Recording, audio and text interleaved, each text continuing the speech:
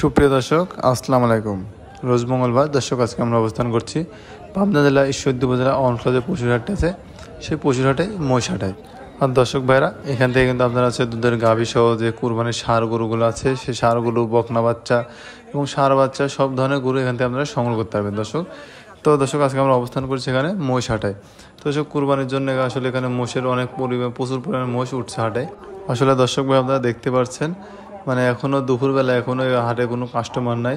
আর প্রতিবার হচ্ছে আপনার যখন কুরবানির সময় হতো তখন মনে করেন যে এই হাটে পাও দেওয়ার মতো কোনো জায়গা থাকতো না, কিন্তু এই প্রতিবারের নেই। এবার হচ্ছে খুবই চাহিদা কম, মানে হচ্ছে কুরবানির যে ষাঁড় গরুগুলো আছে, মহিষ আছে, সেগুলোর চাহিদা খুবই কম। আসলে এগুলো কেনা বেচা খুবই মানে কম হচ্ছে। আর দর্শক ভাইরা প্রতিবারের নেই, এবার হচ্ছে আপনার গরুর দামও খুব কম যাচ্ছে, মানে গরু মহিষ আর কি সব কিছুর দাম খুবই কম দাম গেছে। তারপরে দর্শক আসলে হাটের দিনে আপনার কোরবানির হাট, তারপরে ধরেন যে গরুর বেচা কেনা কম, যার কারণে আসলে আমরা হচ্ছে যেই ব্যাপারী ভাইরা আছে তাদের থেকে আমরা আর কি সাক্ষাৎকার নিতে পারি নাই, তার জন্য আসলে খুবই দুঃখিত। আর দর্শক আমার চ্যানেলে আমি নিয়মিত যে গাভী গরুগুলো আছে এবং বাচ্চা ছাড়া যে রানিং দুধের গাভীগুলো আছে সেগুলোর ভিডিও দিয়ে থাকি। তো দর্শক এই সপ্তাহে আর কি ভাবলাম যে হচ্ছে আপনাদের উদ্দেশ্যে ব্যতিক্রম কিছু তুলে ধরার চেষ্টা করি।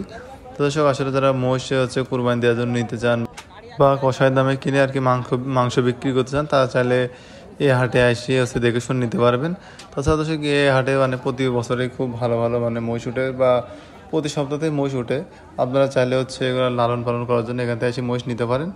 আর দর্শক আমরা আর ভিডিওটি বড় করব না। দর্শক যারা নিতে ইচ্ছুক বা আগ্রহীতে আছেন তারা চাইলে এই হাটে এসে দেখে শুনে মহিষ দুধের গাভী এবং ষাঁড় গরুগুলো নিতে পারেন। এখনও কুরবানির 1 সপ্তাহ আছে। দর্শক আজকের মতো বিদায় নিচ্ছি, সবাই ভালো থাকবেন। আসসালামু আলাইকুম।